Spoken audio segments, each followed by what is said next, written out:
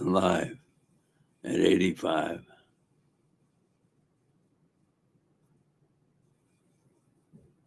Busy as a beehive.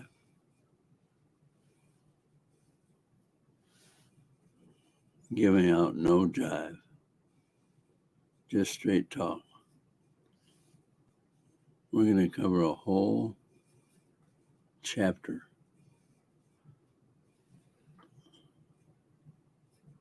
Of a man who's going to be stoned after he gives the chapter. His name is Stephen. Phen.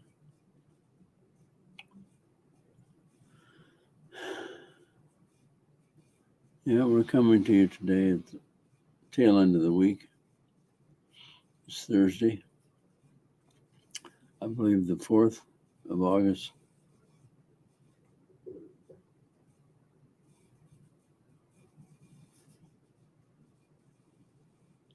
(2022).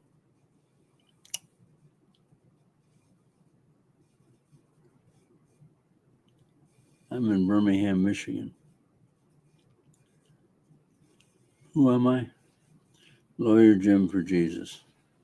Lawyer Jim Elsman. That's my last name. Elsman. It's a Dutch name. Not that I ever grew up with wooden shoes or any consciousness of being Dutch. I was just an American. It's great. You have an ethnicity, but I didn't. I was just an American. And boy, did I see a lot. I'm so old. I was alive and remember when the Japanese attacked Pearl Harbor. Now the Japanese are our friends. Japanese make cars for us.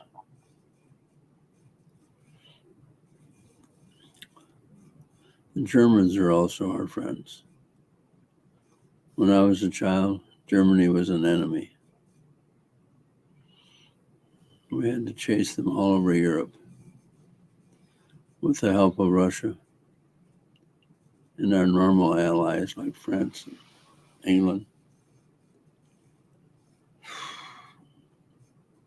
And maybe the Dutch a little bit. That's where Anne Frank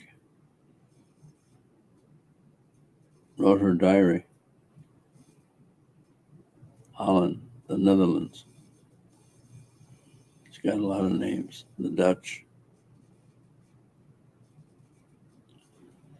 And in the Olympics, they do very well at ice skating because they have a lot of dikes and they're very wise.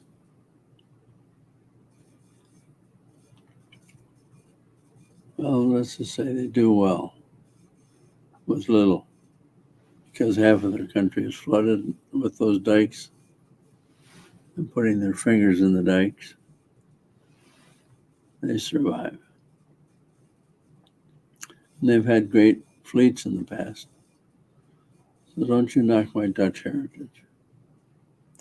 I may not even be Dutch. I mean, if I send away my ancestry package, I'm not going to be surprised at anything. I might be Jewish with a name like Elsman. I might be German. But Grandpa was supposed to have been born in Friesland.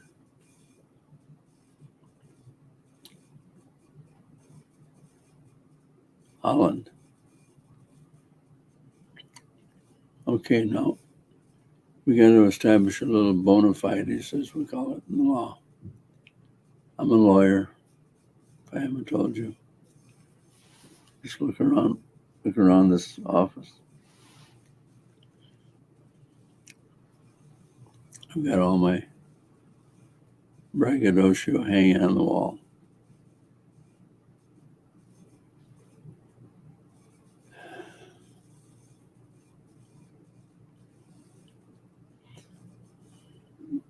What am I doing? is something called StreamYard. It's a program on your computer where you can reach out to at least Facebook and YouTube. So if you're watching me, you're probably getting me on Facebook or YouTube.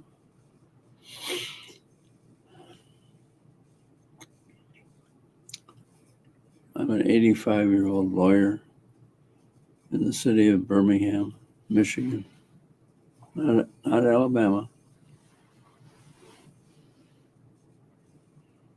And my whole mission, let's make no bones about it, is to glorify Jesus Christ.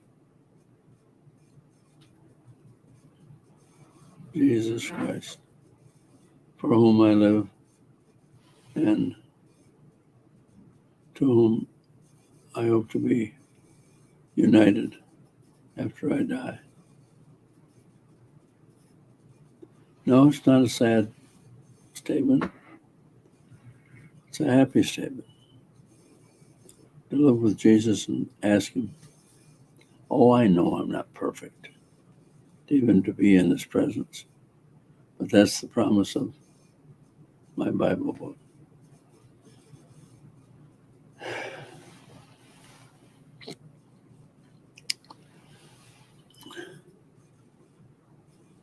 My background, educated, University of Michigan undergrad,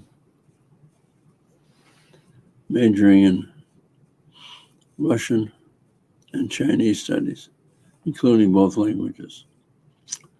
No, I'm not going to practice my Russian or my Chinese, so you can giggle. Because that Chinese is sing-songy. It's a tonal language. Tonal. T-O-N-A-L.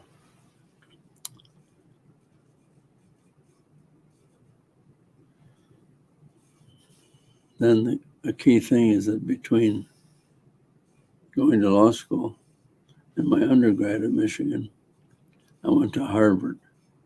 Yeah, there's only one Harvard. Harvard Divinity School in Cambridge, Massachusetts, part of the Boston complex. And I was a minister in a congregational church. Oh, it was boring.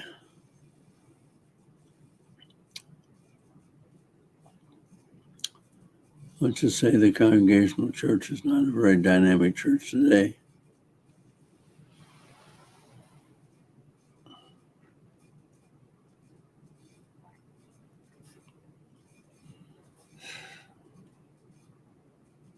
Every once in a while I visit one near my home. It's not very enthusiastic. Not like when I used to go to an Assembly of God church with speaking in tongues as the Spirit gave utterance.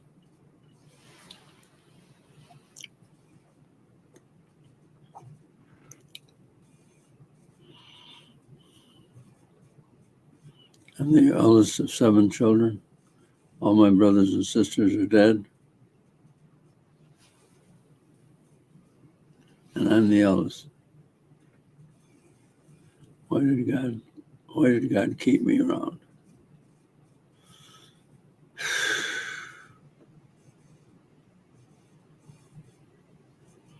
Dad was a salesman. Yeah, he was kind of a Willy Loman salesman. Some of you know Arthur Miller's Death of a Salesman play.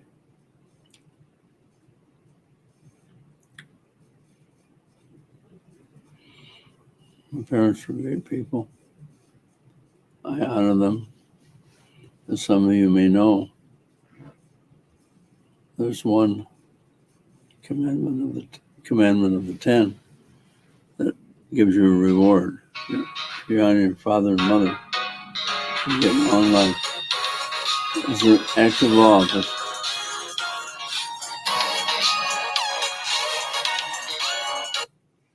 Law offices. Hey, Mr. Ellsman, it's Karen. Yeah, How are you? good. How can I help you? Pardon? Oh, did you guys get storms yesterday? Oh, yeah. Yeah. Well, Holy crap. Yeah. we needed the rain. Oh, yeah. Well, it did a lot more than rain here. I mean, a lot of people out of power still and all kinds of fun stuff. Well, at stop signs, make sure, or lights, if they're not working, stop all the way around. Oh, Lord. That's what they're announcing over here on the radio. There's so many power outages that you got to stop at any light. Yeah, exactly. It's a shame that they have to tell people that, right? Wouldn't you think you'd be aware? But they have to put it out there. They have to put it out. Goodness. Hey, I'm calling to see what did you have? I mean, I'm sure you did. Did you have any expenses on this estate that you need to be reimbursed for, that you have been reimbursed for? Or I called Jody Witt is the trustee for Don, and but then she was asking too, are we going to get an accounting, blah blah blah. So, which Todd I think was going to do anyways, but then I was just wondering if you had out-of-pocket expenses that you need to be reimbursed for, obviously. No. Okay. I'm not making any fuss about that. Okay. All right. Good. You're making it easy for us then. Yeah. Okay. All right. We'll get that around so we can get these things out the door tomorrow, hopefully. So. Well, you guys. Okie doke. Yeah, you keep getting it delayed. I know. So it's out of my hand. What's you say to do about the incompetent Don? About the what? The guy that's in a trustee situation, because how's he going to get his share? Well, I think it's going to have to, what did she tell me? Oh, it's going to have to go to Jody because she's, Jody. She was saying that if it was under, I think $800 or $900, it could go to him directly. But if it was over that, then it had to go to her. And I think it has to somehow go, I don't know what she does or it goes into a trust account or what the deal is. But if it's over that, and it is, I think theirs were like just a little over $1,000. I don't have it right in front of me. No, you're right. A little over 1,000. Yeah. So. But Jody was telling you that. Jody told you that, right? That's about that I could send it to him if it was less than a certain amount. Why don't you call one other person at least to confirm that that's true? Because Jody is saying something in her own self-interest to get that money. Well, doesn't she have to put that like in a trust account or something? One would hope so, or at least your cover letter to her has to say it's our understanding that 1,000 and change is going to go for Don. Okay, yeah. Just so you're protected, Yeah. Okay. Yep. Okay. Letter, yes. That this check is for Don. Yeah. It's our understanding since it's over X amount of money, it has to go to you, please, Yeah. Deposit whatever, I'll have Todd do it. But yeah. But make sure, emphasize it's for Don, not Jody. Exactly. Yeah. Okay. Hey, by the way, I think I got some bill from your firm. I don't think there should be anymore, should there? No, because I've already paid your last segment. So talk to your bookkeeper. And I will. The bookkeeper never seems to be on top of things that we're doing. But be nice to her. All right, I will. All right. I will. Okay. Thanks. Thank you. Bye-bye. Bye-bye.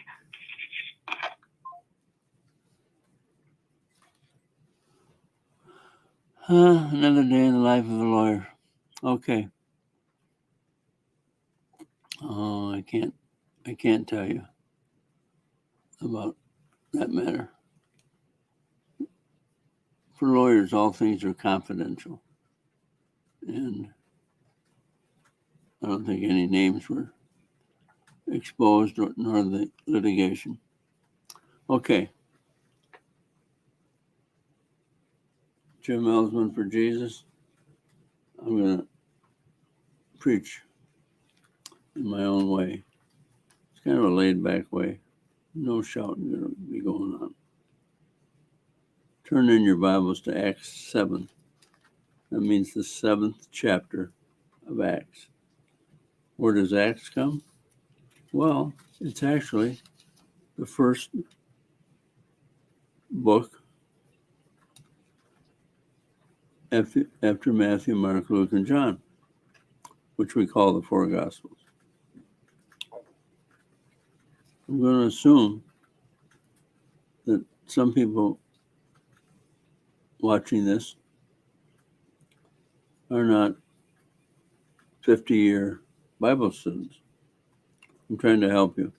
If it sounds too basic, forgive me.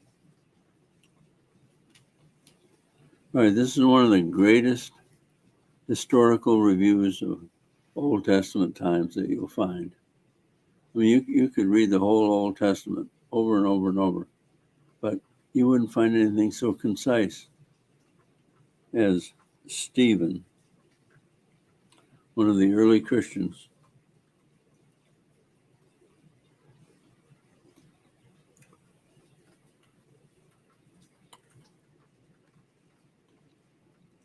After he was seized by the Sanhedrin, those are the Jewish big shots. But it was a legitimate outfit. I mean, it was the way the Jews organized themselves, commanded by the high priest. 70 consisted of the Sanhedrin.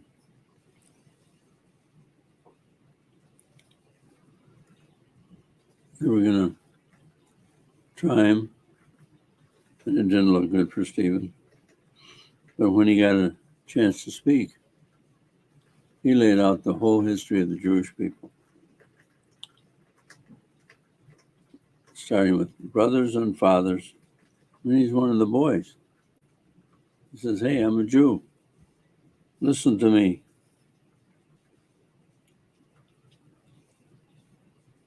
God appeared to our father Abraham." And he goes on to point out that Abraham was then in Mesopotamia, in the land of the Chaldeans. Wow. You say Chaldean around Detroit or Michigan, and you'll find some very hardworking people, admirable people, but a minority, like Jews, today. So Abraham left the land of the Chaldeans, and he didn't know where he was going. But God told him to leave, and he left.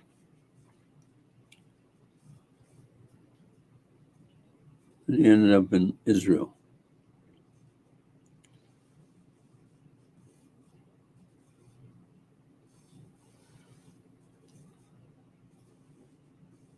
Obviously, he's had trouble commanding that land. The descendants of Abraham. And for 400 years, some people say 430, but we won't get into the distinction. They were captive in Egypt.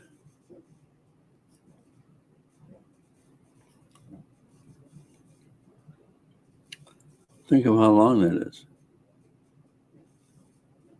Egypt, land of the pyramids, the pharaohs.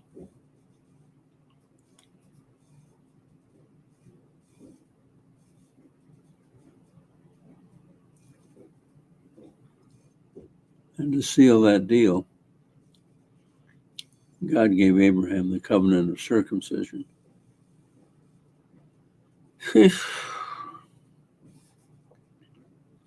Which still exists to this day. The male children have their penis cut to make it actually more sanitary on the 8th day after their birth. Yeah, there's a lot of screaming by the Jewish babies. And that tradition of cleanliness is carried over to the Gentile world. I'm circumcised. Not that I had anything to do with it. I was 8 days old.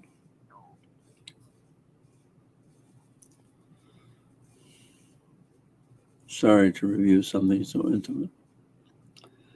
Because of the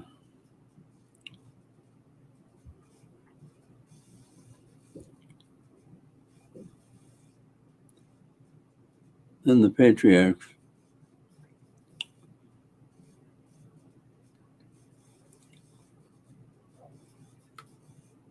remember it starts with Abraham, Isaac, and Jacob. I'm giving it a Hebrew pronunciation. Abraham, Isaac, and Jacob.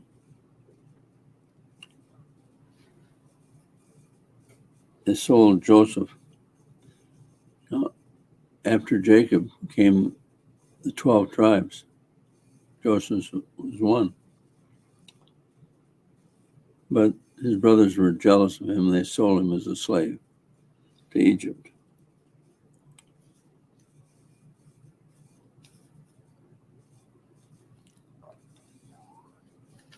And the whole story unfolds about Joseph rising to power under the Pharaoh. He's down in Egypt. He's somebody the Pharaoh can count upon. And Pharaoh doesn't feel uncomfortable because he's Jewish. As a matter of fact, Joseph, even though he was treated cruelly by his brothers and his father Jacob, he sends for them all when the famine happens. And Egypt has food at that time.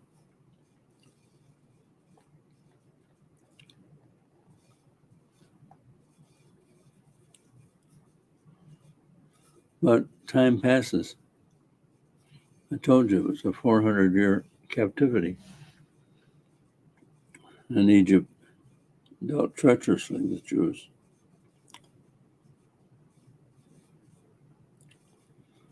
They even made them throw out their male babies, throw them out into the wilderness, kill them. But one of those babies was Moses.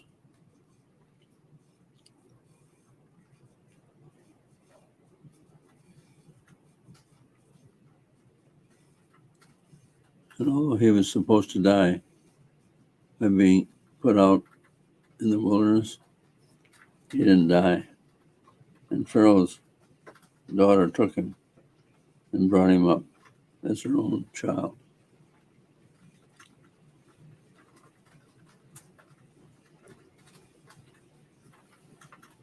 And then comes the story of Moses leaving the palace of the Egyptians and defending his people.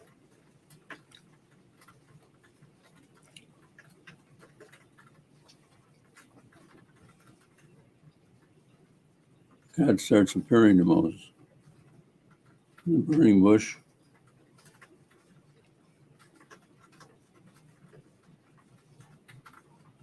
And Moses doesn't even know enough to take off his sandals until God tells him to.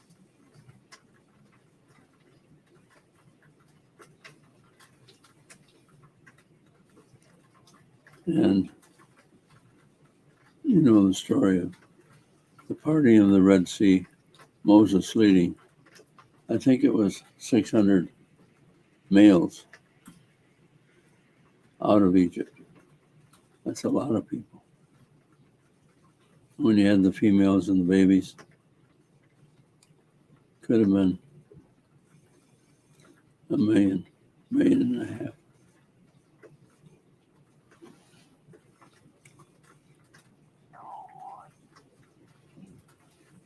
The sea, after they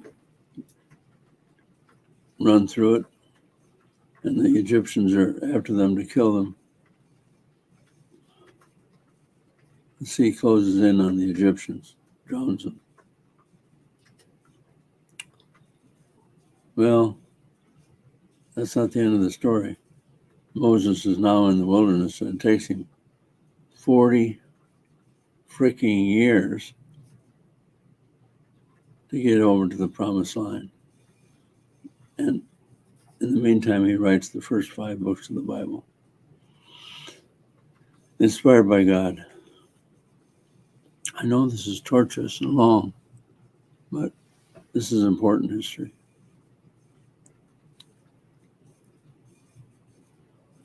Does Moses enter the promised land? No. He doesn't even finish the last book of the Torah, Genesis.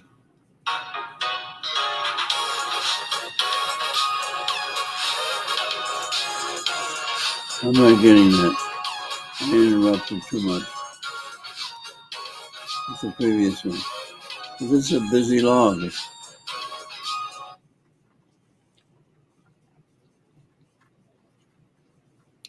Moses does not enter the promised land. Aaron, the high priest, does the honors. And the last book of the Torah,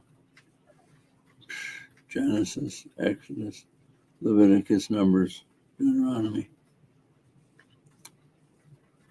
although it purports to be the end of the conquering of the promised land, we know that Moses died before. So how could he write the end of the journey?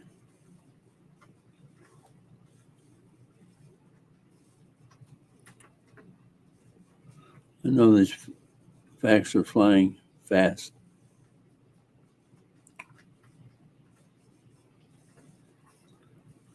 The Jews go into the wilderness. They build golden calves to worship when they should be worshiping the God that delivered them out of Egypt.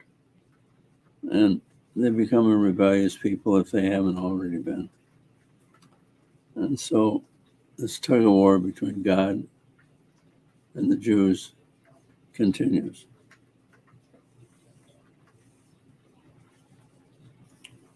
And their hearts, the Jews' hearts, turn back to Egypt, which makes for some nice literature. Do you feel like going back to Egypt when Jesus has saved you? I hope not.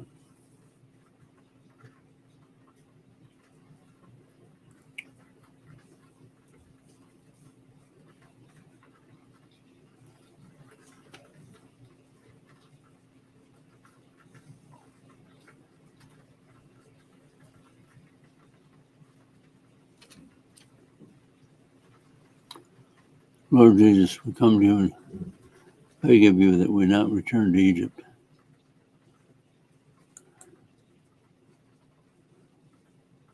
Your grace and mercy has delivered us. Jesus and his blood is a sacrifice for all time. There will never be another sacrifice in the temple. Jesus did it all.